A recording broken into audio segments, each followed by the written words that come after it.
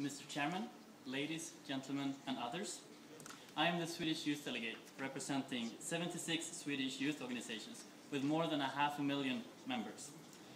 We constitute an active part of the Swedish and international community, and with our work, we are changing the world day by day.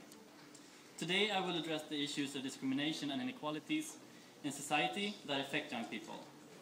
If decision makers are serious about developing and implementing policies to tackle exclusion, unemployment, and health problems, especially among youth, they must dare address important root causes, inequality and discrimination. Mr. Chairman, back home in Sweden, I am the president of the National Youth Organization for Lesbian, Gay, Bisexual, Transgender and Queer Youth. RFSL Ungdom is its Swedish name. We organize young people from the entire country and we work together because we face challenges related to our sexual orientation and gender identity. We work for ourselves as individuals, strengthening each other in our everyday life, but our work is so much broader than that.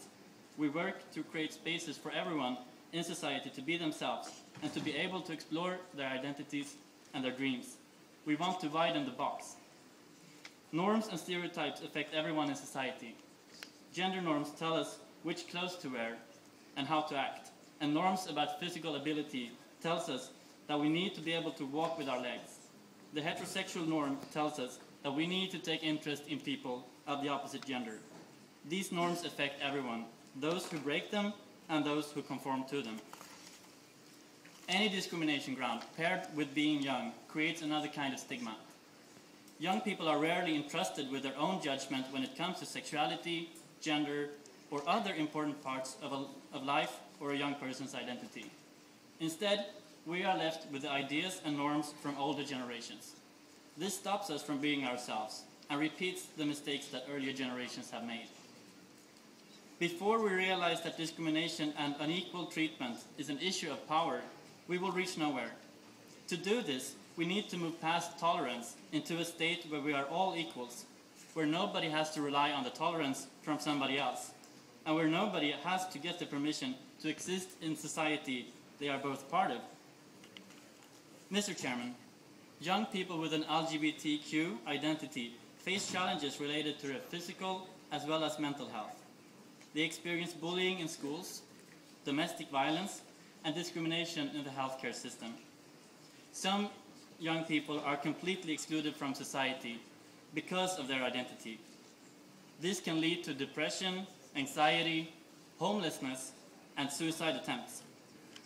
The work of my organization and the work of many youth organizations changes the lives of young people.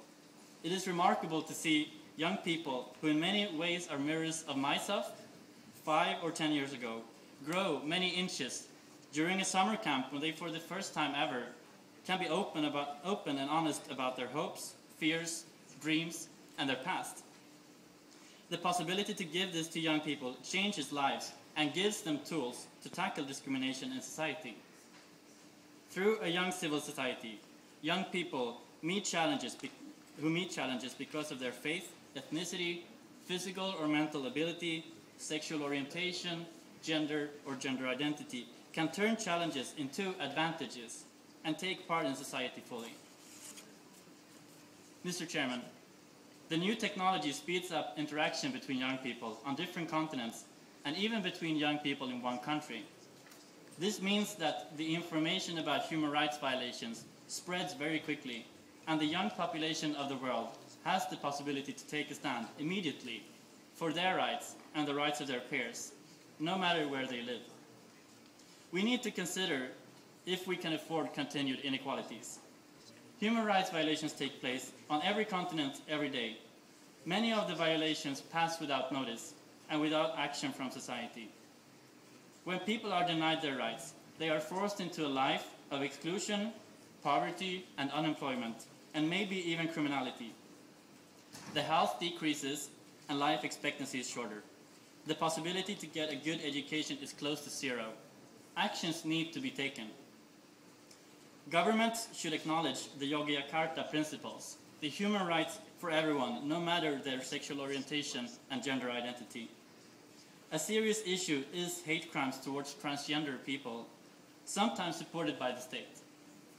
In order to achieve an equal society, you need to start to work for the fulfillment of the Yogyakarta principles. And governments of the world need to make sure to challenge gender and sexuality stereotypes in their policymaking. You also need to guarantee young people the access to comprehensive sexuality education involving both LGBTQ issues and learning about contraceptive methods. And guarantee safe schools free from discrimination and violence. There is a strong youth movement for a better world with regards to questions like climate change, sustainable development, and human rights.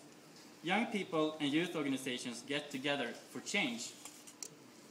Governments of the world need to realize that the challenges in the world will not be faced unless young civil society is involved. Any measure you take where youth is not involved will risk being irrelevant, inefficient, and illegitimate. Turn this around and give us true influence in all parts of the process. Acknowledge that the work of young civil society is a key for creating inclusion. Young people are participants, leaders, initiators, and actors for change today. Young people struggle to be part of the solution, but are left being part of the problem. We need you to keep your promises and make them true. And we need you to do this now. Thank you very much.